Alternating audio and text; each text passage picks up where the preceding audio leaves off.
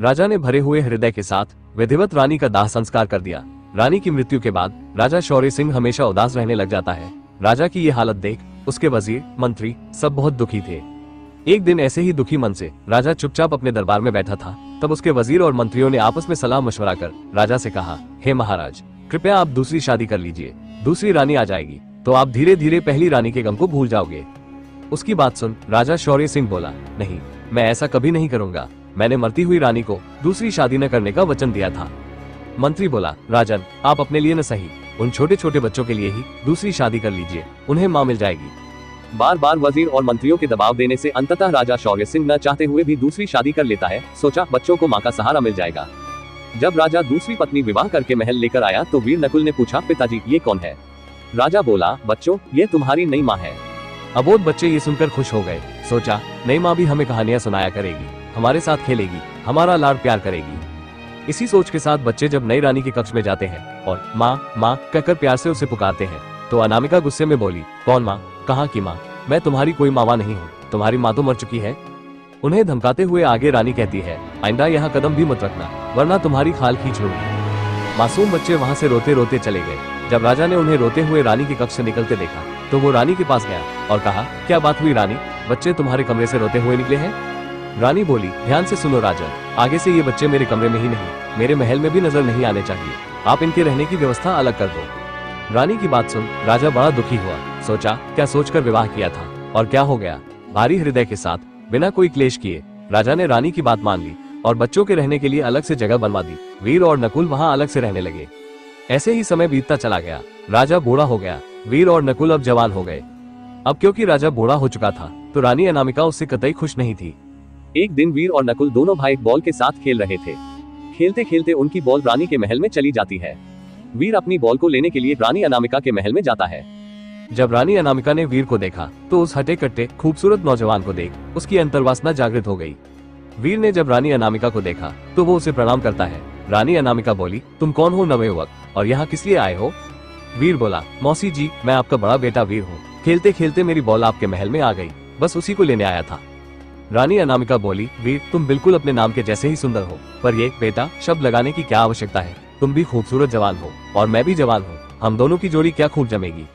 राजकुमार वीर रानी अनामिका की ये बात सुन शर्म से पानी पानी हो जाता है और कहता है, मौसी, आप कैसी बातें कर रही हो? मैं आपका बेटा हूँ, आप मेरे पिताजी की दूसरी पत्नी हो, आपको ऐसी बातें करते हुए शर्म आनी चाहिए। जब रानी अनामिका ने देखा ये तो किसी तरह भी मानने वाला नहीं है तो रानी बोली, देख वीर, अगर तू मेरी बात नहीं मानेगा तो बहुत पछताएगा। तूने मेरा प्यार ही देखा है, मेरे क्रोध से तू अभी अनजान है। वीर यह कहते हुए चल पड़ा। ठीक है मौसी, जो तुम्हें करना है कर लेना, मैं जा रहा हूँ। रानी बोली, तुम मेरी इच्छाओं को दबाकर जा रहे हो, इसका परिणाम भुगतने के लिए तैयार रहना। जब राजा के आने का समय हुआ तो रानी अपने कपड़े फाड़ देती है, गहने उतार फेंकती है और बिस्तर पर पड़कर सुबक सुबक कर रोने लग जाती है। राजा आकर रानी की ऐसी हालत देख दंग रह जाता है और पूछ बैठता है, क्या हुआ रानी? तब रानी रोते हुए अपना त्रिया चरित्र दिखाती है और कहती है, क्या बताऊं महाराज, मुझे तो कहने में भी शर्म आ रही है। राजा बोला, रानी, जो भी बात है वो मुझे बताओ। तब रानी अनामिका कहती है, महाराज, आपका बड़ा बेटा वीर मेरे कमरे में घुस गया और मेरे साथ जबरदस्ती करने की कोशिश की। मैं बहुत रोई, गिड़गिड़ाई, पर उस पर तो जवानी का जोश सवार था। ये सुनते ही राजा के पैरों के नीचे से जमीन निकल गई। राजा को बिल्कुल यकीन नहीं हुआ कि उसका बेटा ऐसा कर सकता है। रानी अपना त्रिया चरित्र दिखा राजा को यकीन दिलाने में कामयाब हो जाती है। गुस्से से लाल पीला राजा सोचता है, ऐसे पुत्र से अच्छा तो मेरा कोई पुत्र ही न होता, मैं शक्ल भी नहीं देखना चाहता उस पापी की। इसी सोच के साथ शौर्य सिंह अपने सिपाहियों से कहता है कि अपने बेटे वीर के लिए देश निकाला लिखकर टंगवा दिया जाए। शाम को जब वीर और नकुल खेलकर वापस आते हैं तब वीर की निगाह उस शाही फरमान पर जाती है। उसे देखते ही वो तुरंत वापस मुड़ जाता है और चल पड़ता है। तब नकुल कहता है, क्या हुआ भैया, आप कहाँ चल पड़े? तब वीर अपने भाई नकुल को शाही फरमान दिखाते हुए कहता है, नकुल, पिताजी ने मुझे देश निकाला दे दिया, उनकी आज्ञा सिर माथे पर, अब मेरा यहाँ कोई काम नहीं। वीर की बात सुन नकुल बोला, नहीं भैया, जरूर कुछ गलतफहमी हुई है, हमें पिताजी के पास चलकर उनसे बात करनी चाहिए। तब वीर अपने भाई को सुबह हुई घटना का सारा किस्सा कह सुनाता है। सारी बात सुन नकुल कहता है, चलो भैया, हम ये सारी बातें पिताजी को बता देते हैं। तब वीर बोला, नहीं नकुल, अब समय निकल चुका है, पिताजी फैसला करने से पहले अगर हमें बुलाते और पूछते तो हम उन्हें सारी हकीकत बताते, लेकिन अब कोई फायदा नहीं भाई। तब नकुल रोता हुआ कहता है, भैया, मैं भी आपके साथ चलूंगा। नकुल की बात सुन वीर बोला, नहीं नकुल, देश निकाला तो मुझे मिला है, तुम मेरे साथ कहाँ दर दर की ठोकरें खाते फिरोगे? नकुल बोला, नहीं भैया, आपके सिवाय मेरा इस दुनिया में कोई नहीं है, और जो आज आपके साथ हुआ है वो कल मेरे साथ भी तो हो सकता है। वीर उसकी बात मान लेता है। दोनों भाई अपने शाही वस्त्रों को त्याग भरे हृदय से राजा की नगरी को छोड़ चल पड़ते हैं। चलते चलते दोनों भाई जंगल में पहुंच जाते हैं और आपस में बातें करते हैं, अगर आज हमारी माँ जिंदा होती तो क्यों हमें ऐसे दर दर की ठोकरें खानी पड़ती। चलते चलते दोनों भाई थक जाते हैं तो एक पेड़ के नीचे विश्राम करने के लिए बैठ जाते हैं। ठंडी हवा के झोंकों और थकान के कारण दोनों भाई वहीं सो जाते हैं। तभी एक सांप आकर नकुल को डस लेता है, जिससे वो नींद में ही चल बसता है। थोड़ी देर बाद जब वीर उठता है और नकुल की तरफ देखता है तो नकुल के नीले पड़ चुके शरीर को देखकर उसे समझते देर नहीं लगती कि उसे किसी सांप ने डस लिया है। वीर दहाड़े मार मार कर रोता है और कहता है, हे भगवान, तू मुझसे किस जन्म का बदला ले रहा है? मेरे भाई की जगह मैं क्यों नहीं मर गया? आपने मेरी किस्मत बड़ी ही खोटी लिखी। बचपन में हमारी माँ हमें छोड़कर चली गई और अब मेरे जीने के सहारे मेरे भाई नकुल को भी आपने मुझसे छीन लिया। हे भगवान, ये आपका कौन सा न्याय है? रोता बिलखता वीर अपने भाई नकुल के लिए कफन लेने के लिए चल पड़ता है। चलते चलते वो एक नगरी के नजदीक पहुंच जाता है। उस नगर के राजा का उसी दिन स्वर्गवास हो गया था। उस नगरी का ये नियम था कि जो भी राजा के अंतिम संस्कार के लिए राजा को ले जाते वक्त उसकी अर्थी के सामने आ जाता तो उसे उस नगर का राजा बना दिया जाता। संयोगवश जब नगर के लोग राजा के पार्थिव शरीर को लेकर उसकी अंतिम यात्रा के लिए जा रहे थे, तब तक वीर भी नगर के द्वार पर पहुंच गया। वीर जब अर्थी के सामने आता है तो नगर के लोग उसे नियमानुसार अपना नया राजा स्वीकार कर लेते हैं। दूसरी तरफ जंगल से महादेव और पार्वती गुजर रहे थे। जब पार्वती ने मरे हुए नकुल को देखा तो वो महादेव से बोली, हे महाराज, देखो ना कितना सुंदर युवक है और भरी जवानी में इसकी मृत्यु हो गई, आप इसे जिंदा कर दो। तब महादेव जी पार्वती माता को मना करते हैं और कहते हैं, हे प्रिय, ये मृत्यु लोक है, यहाँ सबके अपने कर्म और दुख है, हम किन किन का दुख दूर करेंगे? पर माता पार्वती जिद करती है और कहती है, नहीं स्वामी, आपको इसे तो जिंदा करना ही पड़ेगा। तब महादेव जी माता पार्वती की बात मान नकुल को जिंदा कर देते हैं और वहाँ से अंतर्ध्यान हो जाते हैं। तभी नकुल उठ बैठता है। जब उसने आसपास देखा तो उसे अपना भाई वीर कहीं भी दिखाई नहीं देता। नकुल घबराकर अपने भाई वीर को ढूंढने के लिए चल पड़ता है और चलते चलते वो उसी नगर में पहुंच जाता है जहां कुछ समय पहले ही वीर को राजा बनाया गया था। वीर राजा बनने के बाद अपने मंत्री और राज्यसभा के सदस्यों से अत्यंत दुखी और रुदन स्वर में कहता है, तुम लोगों ने मुझे जोर जबरदस्ती से यहाँ का राजा बना दिया। अरे लेकिन मैं तो बहुत दुखी आदमी हूँ, अपने भाई के क्रियाकर्म को लेने आया था, न कि राजा बनने। इतना कह राजा अपने सैनिकों सहित उसी जगह पर जाता है जहाँ उसके भाई नकुल का मृत शरीर था। पर जब वीर वहां जाता है तो अपने भाई को वहां न पाकर वो और भी दुखी हो जाता है। कहता है, हे भगवान, ये क्या माया है? एक तरफ तो आपने मुझे राजा बना दिया, दूसरी तरफ मुझे मेरे भाई का क्रियाकर्म तक करने का मौका नहीं दिया। कैसा अभागा भाई हूँ मैं, जो अपने भाई को लकड़ी तक न दे सका। अब मैं उसे कहाँ ढूंढूं प्रभु? तब राजा के सैनिक उसे कहते हैं, महाराज माफ करें, पर यह जंगल है और यहाँ अनेकों जंगली जानवर रहते हैं, शायद उन्हीं में से कोई आपके भाई के मृत शरीर को उठाकर ले गया होगा। राजा दुखी हृदय से वापस महल लौट जाता है। राजा वीर गहरी सोच और भारी मन से अपने दरबार में बैठा था। तभी उस नगर का एक बहुत बड़ा सौदागर दरबार में आता है और राजा वीर के आगे विनती करता है, हे महाराज, मैं एक सौदागर हूँ, मेरा समुद्री जहाज फंस गया है। पूछने पर एक ज्योतिष ने बताया कि जहाज एक मनुष्य की भेंट यानी बलि चाहता है।